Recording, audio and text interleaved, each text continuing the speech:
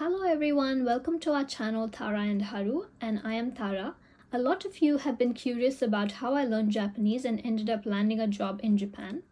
So I want to share my journey in this video. Learning a new language is different for everyone. For me, learning Japanese was an amazing journey with its own ups and downs. I first got interested in Japanese culture back in 2012 because of anime. It pulled me into this new world and made me curious about the culture, language, and Japan as a country. I started learning Japanese on my own using online resources. Back then it was slow-paced and not very serious. I started learning it purely because of my interest in anime. In 2016, I joined JLPT N5 course, partly because it was affordable and also wanted to explore formal classroom learning. It helped a lot with basics and grammar, although I didn't take the JLPT N5 exam at that time.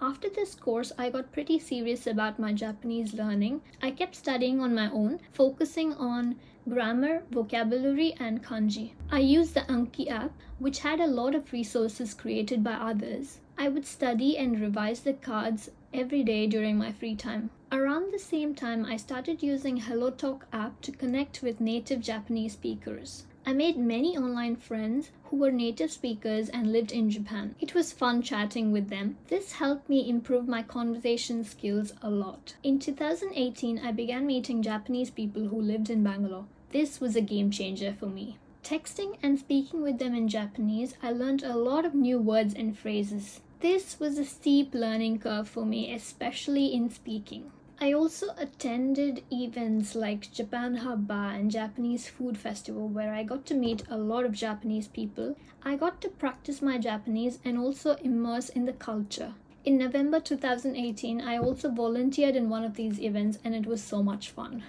After graduating architecture in mid-2019, I interned at a Japanese company in Bangalore who taught English and programming. While this wasn't related to my architecture degree, it gave me a chance to work with Indians and Japanese, which was great for improving my Japanese speaking skills. Later that year, I decided to apply for jobs with Japanese companies in Japan. One of my Japanese friends from Bangalore and my husband, who was my boyfriend at that time, helped me write my cover letter in Japanese. I wrote the cover letter in English and they translated it for me in Japanese. I also translated my CV in Japanese, although my portfolio was in English. I wanted to grab some attention by showcasing myself as multilingual. That worked, and I got 3 interviews out of 15 companies I applied to. I attended all 3 interviews online, received 2 offers, and accepted one as an architectural assistant in Japan. The company applied for my visa, which involved getting a COE, which is a Certificate of Eligibility from Japan. Once the COE was approved, my company sent it to me through post. I applied for visa and received it in a week. You can also receive your COE by mail, but I received it through post. My COE process took quite a while, partly because my company had no idea how to apply for Indian visa, nor I had any prior experience with this. While I was waiting for my COE, I applied for JLPT N3 exam in December 2019. I thought this would be helpful because now I was moving to Japan. Later, I found that most companies are more interested in how well you speak Japanese than the JLPT certification. The interviews were a great opportunity to showcase my Japanese speaking skills, and my Japanese friends were a big help in building my confidence and my Japanese skills. In March 2020, I moved to Tokyo and started working at a Japanese company where everything from meetings, documents, texts, conversations were all in Japanese. And this experience took my Japanese skills to a whole new level. However, this was tough.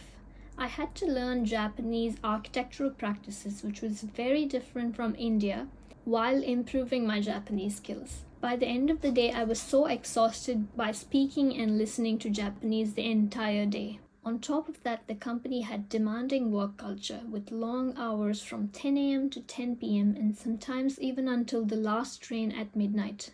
Being newly graduated, I was too excited to be in Japan to let it bother me, but eventually it took a toll. I later switched to an English-speaking company with a much better work-life balance, and that was a blessing.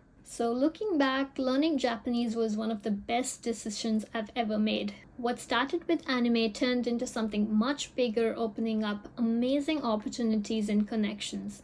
For anyone wondering if you should learn Japanese to work in Japan, it really depends on your field. For example, if you are a software engineer, you might find many opportunities which does not require Japanese. For other jobs, it really varies.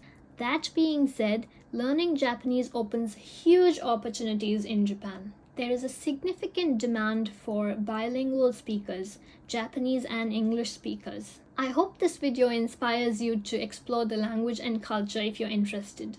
Thank you for watching this video. If you like this video, like, share, and subscribe. If you have any other questions, let me know in the comments.